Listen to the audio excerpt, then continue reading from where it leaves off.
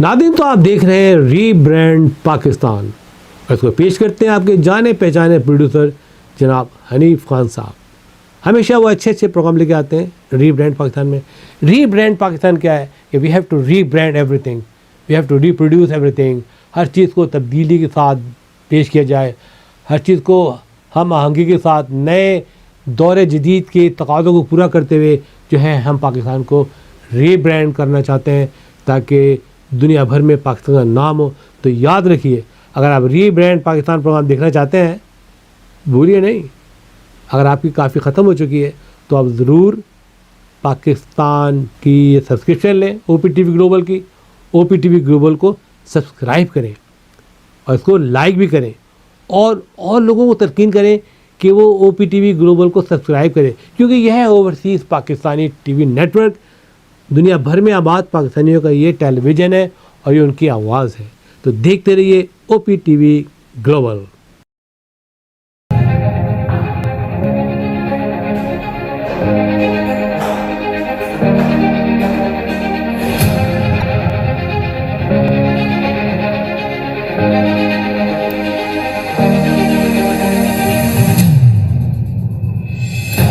अस्सलाम वालेकुम नाज़रीन, मैं मोहम्मद हनीफ खान, प्रोग्राम रीब्रांड पाकिस्तान के साथ। नाज़रीन, जैसा कि आप जानते हैं, ये हमारा OPTV ग्लोबल ओवरसीज़ पाकिस्तानियों की तर्जुमानी करता है। नाज़रीन, मायूसी जो है वो कुफ्र है और मायूसी जो है ना वो नहीं होनी चाहिए।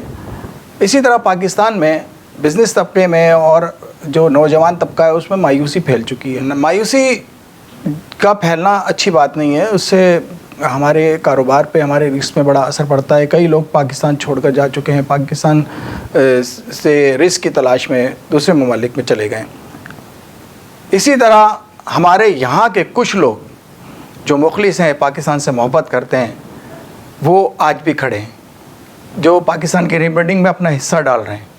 इसी तरह हमारे बिजनेसमैन इकबाल अडवाणी साहब, जो कि बहुत मशहूर बिजनेसमैन हैं, जो बाहर ममालिक में भी अपनी प्रोडक्ट बेचते हैं और दुनिया भर में इनका बिज़नेस बड़ा मशहूर है। बहुत ही अच्छे और मुखलिस दोस्त भी हैं, बहुत अच्छे इंसान हैं। तो आज हमारे साथ दुबई से टेलीफोन लाइन पर मौजूद हैं, आइए इनसे बात करते हैं। अस्सलाम वालेकुम इकबाल भाई। वालेकुम सलाम, थैंक्स, आपने मुझे इनवाइट किया, thank you so much. Iqbal भाई, हमारे प्रोग्राम का जो नाम है वो रीब्रांड पाकिस्तान है और पाकिस्तान की रीब्रांडिंग के हवाले से आपने बड़ा किरदार अदा किया है, बहुत काम किया है। थोड़ा सा मुख्तसर सा अपना तारुफ करवा दीजिएगा। मेरा नाम इकबाल अडवाणी है और मैं CEO हूँ सेविंग होम का, chairman Advani foundation, chairman MLF UAE chapter. मैं बिज़नेस में अप्रॉक्सीमेटली 25 साल से हूँ। मेरा बिज़नेस यानी तकरीबन दुनिया के 6 मुल्कों में मेरा डिपार्टमेंट स्टोर हैं, अलग अलग मुल्कों में, और मेरा रियल इस्टेट का भी काम है। इकबाल साहब, आपकी हमेशा कोशिश रहती है बाहर ममालिक में अपने पाकिस्तान की प्रोडक्ट को मुतारुफ करवाएं, इस हवाले से क्या कहेंगे? पाकिस्तान के प्रोडक्ट के हवाले से मैं यही कहूँगा कि पाकिस्तान में भी काफ़ी अच्छी वैरायटी है, लेकिन हमारे साथ प्रॉब्लम ये है कि मैं पाकिस्तान से काफ़ी चीज़ें एक्सपोर्ट करता हूँ, यानी इंपोर्ट करता हूँ UAE में। काफ़ी वैरायटी है, गारमेंट्स हो गई, लेदर की काफ़ी चीज़ें हो गई और बहुत सी वैरायटीज़ हैं। यानी अपनी कितनी चीज़ें ऐसी हैं हमारे जो देहातों में बनती हैं, यानी देहात से मुराद यानी गुजरावाला, यानी छोटा सिटी है, लकड़ी का सामान काफ़ी हम लोग वहाँ से इंपोर्ट करते हैं यहाँ पर। और इस तरह की काफ़ी चीज़ें छोटे छोटे हमारे यहाँ जो सिंध में जो देहात है, तो हमारे यहाँ UAE में जो सीज़न आते हैं तो उसके हिसाब से भी काफ़ी वैरायटीज़ हम लोग इंपोर्ट करते हैं वहाँ से। और पाकिस्तान में प्रॉब्लम एक चीज़ यही है कि पाकिस्तान में कॉस्ट दिन ब दिन चेंज हो जाती है, जिसकी वजह से आपको प्रॉब्लम आ जाता है। लेकिन फिर भी इसी तरह डीवैल्यू करेंसी होती है तो आपको जो यहाँ से हम लोग बाइंग कर रहे हैं तो हमको सस्ता पड़ता है, लेकिन पाकिस्तान में प्रोडक्ट बहुत हैं और काफ़ी चीज़ें हम लोग मंगवा रहे हैं। लकड़ी का सामान हो गया, लेदर हो गया, और जूते हम लोग मंगवा रहे हैं, गारमेंट्स की काफ़ी आइटमें मंगवा रहे हैं। जीन्स, आपको पता है पाकिस्तान की जीन्स दुनिया में जाती हैं, जीन्स पैंटें हम लोग वहाँ से इंपोर्ट कर रहे हैं। अच्छा काम है पाकिस्तान से, लेकिन प्रॉब्लम्स ये आता है कि लाइट की प्रॉब्लम है। इंडस्ट्रियल जो इंडस्ट्रियाँ हैं उनको सही तरह से गैस प्रोवाइड नहीं की जाती, इलेक्ट्रिक प्रोवाइड नहीं की जाती, जिसकी वजह से शिपमेंट लेट हो जाते हैं। अगर ये प्रॉब्लम सॉल्व हो जाए, हमारी गवर्नमेंट से मैं रिक्वेस्ट करूँगा कि इंडस्ट्रियों को सपोर्ट करें और ख़ास करके इंटरेस्ट रेट अगर कम हो जाए तो मुझे लगता है कि पाकिस्तान और ज़्यादा एक्सपोर्ट कर पाएगा। इस वक्त जो हमारे मुल्क की सूरत हाल है, बिजनेसमैन और यंग जनरेशन मायूसी का शिकार है, उन्हें क्या कहेंगे आप? देखिए पाकिस्तान की यहाँ से जो लोग जॉब के लिए जा रहे हैं तो मुझे लगता है वो कोई रॉन्ग डिसीजन नहीं है, वो सही डिसीजन है। अगर जॉब उनको कहीं मिल जाती है, हाँ, लेकिन वो जॉब परफेक्ट पहले इंक्वायरी कर लें कि उनको जॉब मिलेगी कि नहीं। इस तरह से जिस तरह से जो वाक़यात हुए यूरोप का जो वाक़या हुआ, इस तरह से नहीं जाना चाहिए।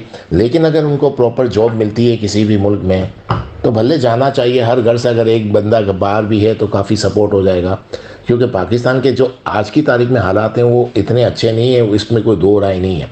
लेकिन अल्हम्दुलिल्लाह जिस तरह के अभी नए स्टेप लिए जा रहे हैं बिजनेसमैनों के हवाले से, जो अब नई नई पॉलिसी आई है कि वन विंडो पॉलिसी, अगर इस तरह से अगर इम्प्लीमेंट पूरी तरह से हो जाएगा तो मुझे लगता है कि पाकिस्तान में काफ़ी फ़ॉरेन इन्वेस्टर काफ़ी आ जाएंगे। और जैसे जितनी ज़्यादा पाकिस्तान में फ़ॉरेन इन्वेस्टर आएंगे, फ़ॉरेन के लोग आके बिज़नेस करेंगे, तो मुझे लगता है जॉब अपॉर्चुनिटी भी आएगी। सीपेक के हवाले से भी काफ़ी तेज़ी से काम हो रहा है। तो मुझे लगता है कि future very bright, no doubt. लेकिन अगर कोई अपने घर को सिक्योर करने के लिए, जॉब करने के लिए या बाहर जा रहा है तो वो भी अपनी जगह पे सही है कि जिस तरह के हालात चल रहे हैं, क्योंकि बेरोज़गारी पाकिस्तान में बहुत है। जॉब के हवाले से लोग जा रहे हैं तो मुझे लगता है कि जाना चाहिए। लेकिन बिज़नेस के हवाले से मैं समझता हूँ पाकिस्तान में बिज़नेस दूसरे मुल्कों से अगर कंपैरिजन करें तो ज़्यादा बेहतर है। पाकिस्तान में बिज़नेस बहुत है, अपॉर्चुनिटी बिज़नेस की बहुत है, लेकिन प्रॉब्लम ये आ गई है कि हम लोग वो बिजनेसमैन तकलीफ़ में हैं जो पुरानी टेक्नोलॉजी, पुरानी सोच के साथ अपना बिज़नेस चला रहे हैं। आज के दौर में जिस तरह से बिज़नेस की जो रिक्वायरमेंट है, जो नई टेक्नोलॉजी आ गई है, जो नए आइडियाज़ आ गए, आर्टिफिशियल इंटेलिजेंस का दौर है, अगर उस हिसाब से अगर पाकिस्तान में जो बिज़नेसमैन भी उसको लेकर चलेगा उस सोच के साथ तो वो सक्सेसफुल हो जाएगा। तो पाकिस्तान में बिज़नेस अपॉर्चुनिटी बहुत है, बिज़नेसमैनों को वहाँ बिज़नेस करना चाहिए। और मैं ओवरसीज़ पाकिस्तानियों से भी रिक्वेस्ट करूँगा वो भी आके पाकिस्तान में इन्वेस्ट करें। पाकिस्तान में बिज़नेस बहुत अच्छा है, इसमें कोई दो राय नहीं है। अच्छा, बिजनेसमैन की सहूलियात के लिए कोई लाए अमल, कोई प्लानिंग आपके पास है? देखिए बिज़नेस कम्युनिटी के सहूलत के हवाले से तो मैं यही कहूँगा कि गवर्नमेंट को चाहिए कि सबसे पहले इंटरेस्ट रेट कम कर दें। जब तक इंटरेस्ट रेट कम नहीं होगा तो हमारे यहाँ इंडस्ट्रियाँ नहीं लग पाएंगी, और जब इंडस्ट्रियाँ नहीं लगेगी तो रोज़गार क्रिएट नहीं होगा, एक्सपोर्ट नहीं कर पाएंगे। सबसे पहले अगर बिजनेसमैन को सहूलत देना चाह रही है गवर्नमेंट तो इंटरेस्ट रेट कम कर दें। दूसरा, अभी जो हालात हैं हमारे पास रॉ मटेरियल इतना नहीं हो बनता जो हम लोग इंपोर्ट करते हैं, कि जो भी रॉ मटेरियल हैं उसको जो हम इंपोर्ट कर रहे हैं उस पर ड्यूटी कम कर दी जाए। ख़ास करके मैं आपको कहूँगा कि मेडिसिन में जो रॉ मटेरियल इस्तेमाल होता है वो सब हम इंपोर्ट करते हैं। तो रॉ मटेरियल के हवाले से जो रॉ मटेरियल हम लोग इंपोर्ट कर रहे हैं, जो बाद में हम लोग फिनिश गुड में कन्वर्ट करते हैं, उसके ऊपर मेरी राय है गवर्नमेंट को ड्यूटी कम करनी चाहिए और उसको सहूलत देनी चाहिए। और जैसे भी हमारी एक्सपोर्ट बढ़ती जाएगी हमारे काफ़ी प्रॉब्लम सॉल्व हो जाएंगे। हमारी इंडस्ट्रियाँ काम करेंगी तो हमारे रोज़गार का प्रॉब्लम सॉल्व हो जाएगा। जैसे आपने ऊपर एक सवाल में मैंने आपको कहा था लोग ज़्यादा जा रहे हैं तो बेरोज़गारी है, तो बेरोज़गारी भी कवर हो जाएगी। और इस तरह अगर गवर्नमेंट सपोर्ट करे तो मुझे लगता है कि काफ़ी बेहतरी आ जाएगी। पाकिस्तान चैम्बर्स का बड़ा किरदार रहा है हमारे पाकिस्तान में, तो उस हवाले से पाकिस्तान चैम्बर्स के हवाले से कुछ कहना चाहेंगे आप? पाकिस्तान चैम्बर कॉमर्स के हवाले से मैं यही कहूँगा कि Pakistan chamber commerce no doubt अच्छा काम कर रही है, बहुत अपनी कैपेसिटी से ज़्यादा ही कर रही है। लेकिन कुछ ऐसी चीज़ें हैं जिन पे इनको वर्किंग करनी चाहिए और फ्रंट में आके बात करनी चाहिए। ये मतलब अपने तक ही महदूद नहीं होना चाहिए। चैम्बर ऑफ कॉमर्स यानी देखा जाए तो सबकी चैम्बर ऑफ कॉमर्स है, इसमें छोटे ताजिर भी आगे, बड़े ताजिर भी आगे, सब बिजनेसमैन आगे। लेकिन जहाँ तक मेरी मालूमात है वो छोटे ताजिरों के हवाले से बात नहीं करते, सिर्फ बड़े ताजिरों के हवाले से बात की जाती है। ये नहीं होना चाहिए। लेकिन फिर भी अच्छा काम कर रहे हैं और आई होप कि उस पर वर्किंग और ज़्यादा होनी चाहिए। गवर्नमेंट को इन्वॉल्व करना चाहिए, गवर्नमेंट से ज़्यादा मीटिंग करनी चाहिए और उनको पाकिस्तान के जो रियल प्रॉब्लम्स हैं जो बिज़नेस के हवाले से उस पर ज़्यादा डिबेट होनी चाहिए। तो मुझे लगता है कि काफ़ी प्रॉब्लम और ज़्यादा सॉल्व हो जाएंगी। अच्छा इकबाल साहब, एक अच्छे बिजनेसमैन को कामयाबी के लिए किन बातों का ख्याल रखना ज़रूरी है? देखिए बिजनेसमैन को अगर कामयाब होना है और बड़ा बिजनेस करना है, बिजनेसमैन में कामयाब होने का सबसे जो ज़रूरी चीज़ है वो है आपकी टीम, आपका मेन पावर, आपका एम्प्लॉय, आप उसके साथ आपका बिहेवियर कैसा है। क्योंकि आप याद रखना कि कोई बहुत ज़्यादा मेहनती लोग जो होते हैं ना वो बिज़नेस में ज़्यादा कामयाब नहीं होते हैं। उसकी वजह ये होती है कि वो हर काम खुद करना चाहते हैं जिसकी वजह से वो कामयाब नहीं होते। लेकिन बिजनेसमैन वही कामयाब होता है जो अपनी टीम को लेकर चलता है, अपनी टीम की फीडबैक लेकर चलता है और उसके एम्प्लॉय को हर वक्त ये एहसास दिलाता है कि आपकी कैसी भी प्रॉब्लम हो जाए आपका बॉस आपके साथ है, क्योंकि काम एम्प्लॉय को करना है, उसके साथ डिस्कशन ज़्यादा होनी चाहिए। सबसे पहली चीज़, उसको पहली तारीख को उसकी सैलरी मिल जानी चाहिए। वो जैसे जैसे वक्त गुजरे, जैसे जैसे उसका वो काम अच्छा करता रहे तो उसकी पीठ थपथपानी चाहिए, उसकी सैलरी बढ़ानी चाहिए। ये वो चीज़ें हैं जो जिसके साथ आपकी एक टीम बनती है, और आपके एम्प्लॉय को ये महसूस होना चाहिए कि कैसे भी प्रॉब्लम हो जाए आपका बॉस आपके साथ है। तो इससे ये फ़ायदा होगा कि वो इधर उधर ध्यान नहीं देगा और हर वक्त आपकी कंपनी पे तवज्जो देगा और काम करके देगा। तो बिज़नेस में कामयाब होने के लिए सबसे पहले आपकी टीम पे तवज्जो दें, टीम के साथ अच्छा बिहेवियर रखें, क्योंकि आप जितना अच्छा बिहेवियर अपनी एम्प्लॉय के साथ रखोगे वही आपको आगे लेकर जाएंगे। तो सबसे ज़्यादा अगर कामयाब होना है तो सबसे पहला तरीका यही है कि अपने एम्प्लॉय के साथ अच्छा बिहेवियर होना चाहिए, टाइम पे उनको सैलरी मिल जानी चाहिए, और बाकी जितनी भी चीज़ें हैं वो उसके बाद शुरू होती हैं। उसके बाद आप जैसे तो वक्त गुजरेगा आप तरक्की करते जाएंगे। और सबसे बड़ी बात मैं यही कहूँगा कि आप ज़्यादातर यंग लड़कों को ज़्यादा चांस दें। यंग लड़कों को आप ज़्यादा चांस देंगे तो उनके पास नए आइडियाज़ होती हैं, नई सोच होती है, और उसको उनको तरक्की करने का जज्बा होता है। और जब आपका एम्प्लॉय खुद तरक्की करना चाहता है तो आपकी कंपनी को भी तरक्की मिलेगी। तो यही वजह है कि आप बड़े यंग लड़कों को लें, उनके पास नई टेक्नोलॉजी, नई सोच होती है, उनके पास तरक्की का जज्बा इतना होता है, तो सीधी बात है आपकी कंपनी भी तरक्की हो। ये बेसिक चीज़ें हैं, इस पर अगर अमल करें तो बिज़नेस आपका बहुत जल्दी आप बहुत कामयाब हो सकते हैं। हमारा जो चैनल है ओवरसीज़ पाकिस्तानियों की तर्जुमानी करता है, ओवरसीज़ पाकिस्तानियों को कोई पैगाम, कोई मैसेज देना चाहेंगे? नहीं, पहले तो मैं ये कहूँगा कि आपका चैनल के ज़रिए आप पूरी दुनिया के पाकिस्तानियों को कनेक्ट कर रहे हैं, उर्दू स्पीकिंग को, जो उर्दू जानते हैं उन सबको कनेक्ट कर रहे हैं, और इंडिया पाकिस्तान दोनों में ये ज़बान बोली जाती है, तो आप काफ़ी लोगों को कनेक्ट करते हैं। तो पहले तो मैं आपको मुबारकबाद दूं, और आपकी जितनी तारीफ़ की जाए कम है। काफ़ी अच्छा चैनल आप चला रहे हैं और आपकी सोच अच्छी है। ज़्यादातर आप पाकिस्तान के बेसिक प्रॉब्लम पे बात कर रहे हैं, ये बहुत बड़ी बात है। मैं ओवरसीज़ पाकिस्तानियों से यही कहूँगा कि देखें, पाकिस्तान में बिज़नेस अपॉर्चुनिटी बहुत है, इसमें कोई दो राह नहीं है। कुछ थोड़ी बहुत प्रॉब्लम्स है, जो सबसे बड़ी प्रॉब्लम हमारे यहाँ कि हमारे यहाँ करेंसी डीवैल्यू ज़्यादा हो जाती है। लेकिन अभी जो हालात चल रहे हैं, जो अभी जिस तरह से इन्वेस्टमेंट आ रही है, और जिस तरह से पाकिस्तान की इस्टेब्लिशमेंट और हुकूमत ने मिल के जो नए नए प्रोग्राम बनाए, जो वन विंडो पॉलिसी जो ला रहे हैं, उससे बिज़नेस बहुत आएगा। तो मुझे लगता है इतनी ज़्यादा करेंसी डीवैल्यू अब नहीं होगी।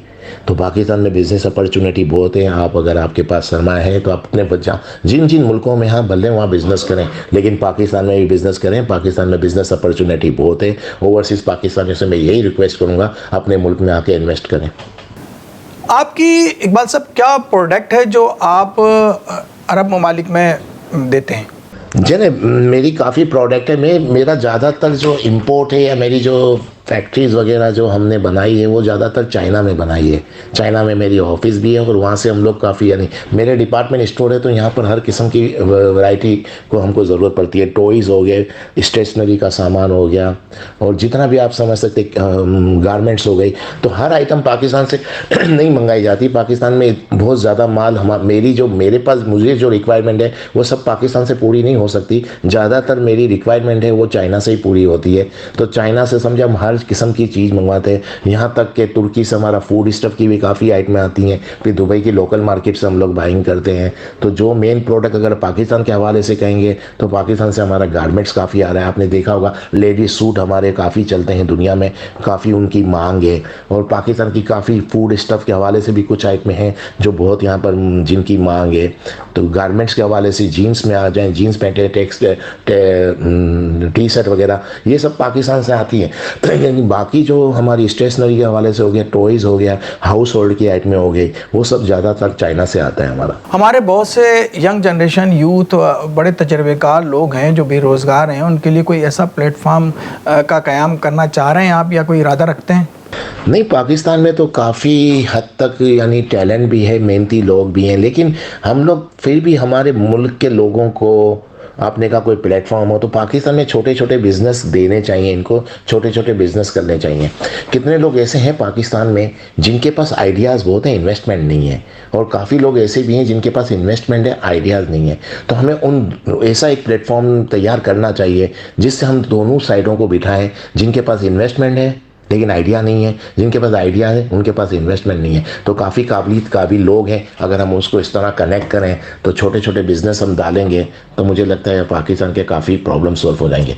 दूसरी चीज़ है कि हम जो ट्रेनिंग के हवाले से आप कह रहे हैं कि काबिलियत के हवाले से, तो हम उस तरह के मेन पावर तैयार नहीं कर पा रहे जिसको आज की दुनिया में जिस तरह का मेन पावर चाहिए।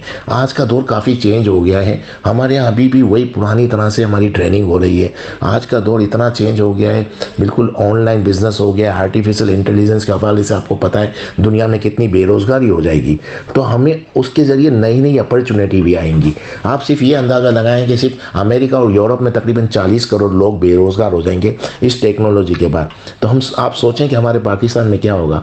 तो हमें अपने मुल्क के लोगों को, अपनी मेन पावर को, अपनी अफरादी कुव्वत को इस तरह ट्रेन करना चाहिए जो आज के दौर में जिसकी रिक्वायरमेंट है। आज भी बहुत रिक्वायरमेंट है, बहुत बिजनेस है, लेकिन हमारे पास वो काबिलियत नहीं है। वो तरह से हम लोगों ने अपनी आज की आने वाली नस्ल को या अपनी अफरादी कुव्वत को ट्रेन नहीं कर पाए, जिसकी वजह से पाकिस्तान में ये प्रॉब्लम है। लेकिन बिजनेस भी बहुत अच्छा है, दुनिया में भी उसकी डिमांड बहुत है मैन पावर की। तो आज से हमको ये तय करना चाहिए कि हमको अपने इस तरह के लोग तैयार करने चाहिए जो आज की मार्केट को जिसकी ज़रूरत है। हम वो अकाउंटेंट तैयार कर रहे हैं या उस तरह के लोग तैयार कर रहे हैं जो जिसकी मार्केट को रिक्वायरमेंट ही नहीं है।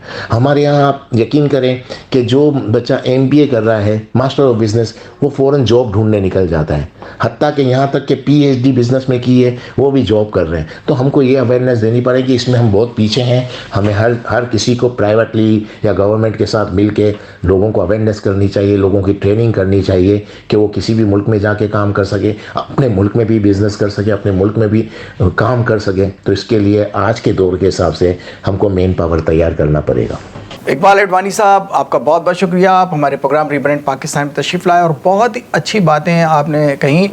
Thank you sir very much कि आपने मुझे इनवाइट किया। पहले तो मैं आपका भी थैंक्स अदा करूं कि आपने मुझे इनवाइट किया, मुझे एक प्लेटफॉर्म दिया जहां मैं अपनी राय बयान कर सकूं। तो इसके लिए मैं आपका और आपके चैनल का भी थैंक्स अदा करूंगा और थैंक यू वेरी मच। नाज़रीन देखें, जैसा कि इकबाल साहब ने कहा कि हमें पाकिस्तान के साथ मिलकर खड़े होना है और हम सब ने, क्योंकि पाकिस्तान तरक्की की तरफ जा रहा है और लोगों ने मायूसी फैलाई हुई है कि पाकिस्तान जो है डिफ़ॉल्ट होने जा रहा है, और ऐसा कुछ भी नहीं है। हम सब ने मिलकर खड़े होना है और हमने जो हमारे जो हुकूमती इदारे हैं जो मिलकर काम करना चाह रहे हैं उन्हें हम सब ने मिलकर हौसला अफजाई करनी है, उनके साथ खड़े होना है। यानी कि हमने ऐसे अनासिर का हमने किला कमा करना है कि जो इस तरह की बातें फैला रहे हैं कि पाकिस्तान डिफ़ॉल्ट होने जा रहा है या डी वैल्यू हो रही है, इसकी कीमत ख़राब हो रही है या फ़लाना हो रहा है या धमाका हो रहा है, इस तरह की बातें बहुत सारी सोशल मीडिया में गर्दिश की जाती हैं किसी मुल्क को तबाह बर्बाद करने के लिए। तो आपने इस पर कान नहीं धरना है, आपने खड़े रहना है, पाकिस्तान को दोबारा खड़े करना है अपने पैरों पर, जो कि हम सब ने ही करना है। अगर हम ही हौसला हार जाएंगे और हम ही दुश्मनों की बातों में आ जाएंगे तो किस तरीके से हम अपने पाकिस्तान को आगे लेके चलेंगे। इसी मैसेज के साथ अपने होस्ट मोहम्मद हनीफ खान को प्रोग्राम रीब्रांड से इजाज़त दीजिए। अल्लाह हाफिज़।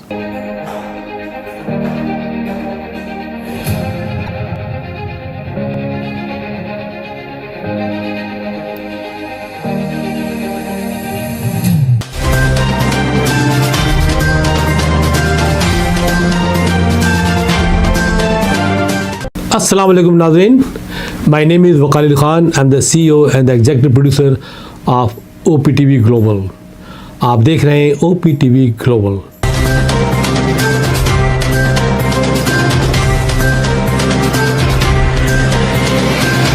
नाज़रीन याद रखिए, ये ओवरसीज़ पाकिस्तानियों का प्रोग्राम है। दुनिया भर में जहाँ जहाँ पाकिस्तानी आबाद हैं हम उनकी बात करते हैं और उनके ओपिनियन और उनके ख्यालात आप तक पहुँचाते हैं और हम पाकिस्तान की तस्वीर भी पेश करते हैं। याद रखिए, देखते रहिए OPTV global, everywhere, anywhere, any time, and also subscribe OPTV global. भूलिए नहीं, आज ही हमारे प्रोग्राम को सब्सक्राइब करें और हाँ, हमारे हर प्रोग्राम को लाइक भी करें। देखते रहिए प्रोग्राम और हम पेश करते रहेंगे आपके लिए प्रोग्राम। याद रखिए, भूलिए नहीं, इससे पहले कि आप भूल जाएं, टीवी बंद करने से पहले, फ़ोन बंद करने से पहले प्रोग्राम को सब्सक्राइब कीजिए। आप देख रहे हैं OPTV global.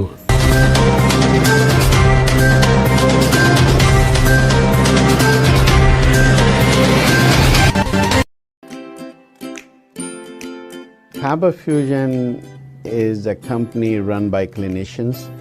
When we are looking at a patient, we are looking at the patient's medical needs first. Patient is in the comfort of his or her home. They're watching the TV, they're doing their chores while the infusion is going on. And patient's copay and deductible will be much lower if done at home than in the hospital setting. Home infusion, all in all, is a winning place for getting infusions done. It is a heartening fact that you may obtain the best return on investment from your knowledge. You can progress by taking one step at a time every day and getting the greatest outcomes. American Education for Foreign Students provides online certification programs to assist you build your job skills in the United States. AMEDFS offers students hundreds of certificates courses worldwide. There are no limits to learning, and with AMEDFS, you can begin your journey of studies by enrolling in these courses at your own pace, no matter where you are in the world. Our certificate programs are cost-effective and can help you improve your skills and knowledge. The best part is that you can learn these courses in your desired duration. We offer countless courses in various disciplines.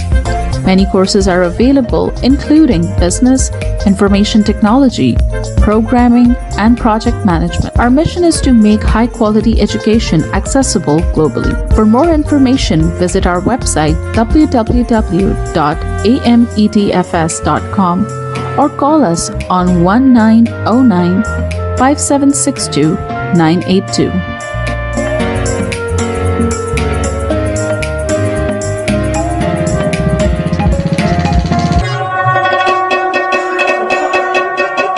په سرمایه‌کارۍ باندې بهترین منافع تاسو د خپل علم نه ترلاسه کولی شئ. تاسو روزانه یو ګام پورته کولو سره پرمختګ کولی شئ او غوره نتیجه حاصلولی شئ. د غیر ملکي طالب علمانو لپاره په امریکا کې تعلیم کوم چې د AMEDFS په نوم باندې هم پیژندل کیږي ګڼ شمېر آنلاین سرټیفیکیشن پروګرامونه وړاندې کوي کوم چې تاسو ته په هایه متحده کې د خپل کاري مهارتونو زیاتولو کې مرسته کوي. AMEDFS په نړۍ کې د طالب علمانو لپاره په سلګونو سندونه او کورسونه وړاندې کوي. د زده کړې لپاره هیڅ حد نشته. تاسو د AMEDFS سره د دنیا د هر ځای نه د خپل سهولت او وخت مطابق کورسونه کې داخله اخیستی شئ او زده کړه کولی شئ. زموږ سرټیفیکیټ پروګرامونه ارزان هم دي کوم چې ستاسو مهارتونه مضبوطه کولو کې او علم زیاتولو کې مرسته کوي.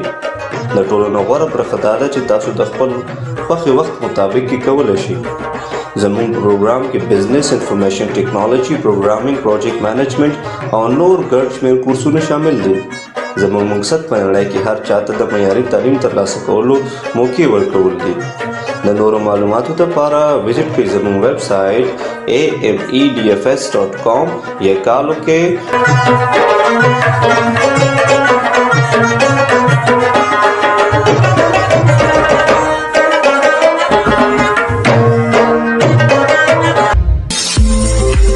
OPTV is now available on Roku. Please tune in to Roku.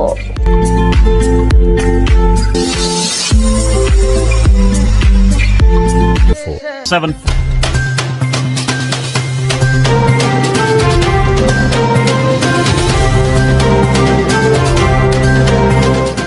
OPTV की फखरिया पेशकश दुनिया भर में आबाद पाकिस्तानियों की तरक्की और कामरानी पर मबनी प्रोग्राम पाकिस्तान को तरक्की की राह पर गामजन करने के लिए दुनिया भर में पाकिस्तानी मुतहर्रिक और तैयार। दुनिया भर के मुल्कों में पाकिस्तानी का उनकी तरक्की में हिस्सा देखिए। बैनुल अक़वामी मंजर में पाकिस्तानियों का समाजी, सियासी, तिजारती और मजहबी उमूर में भरपूर किरदार।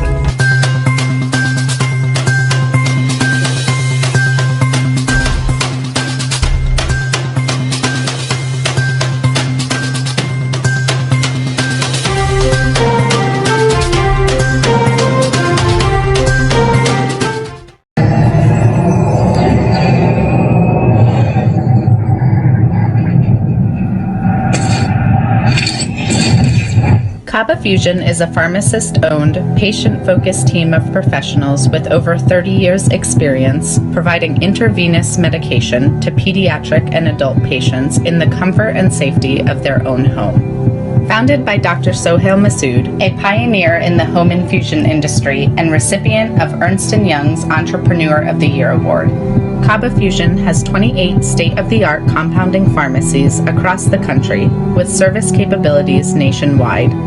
Specializing in IVIG, SCIG, and acute therapies, our highly skilled infusion nurses are present throughout your treatment and our clinicians are on call 24 hours a day. Please visit us at kabafusion.com for more information.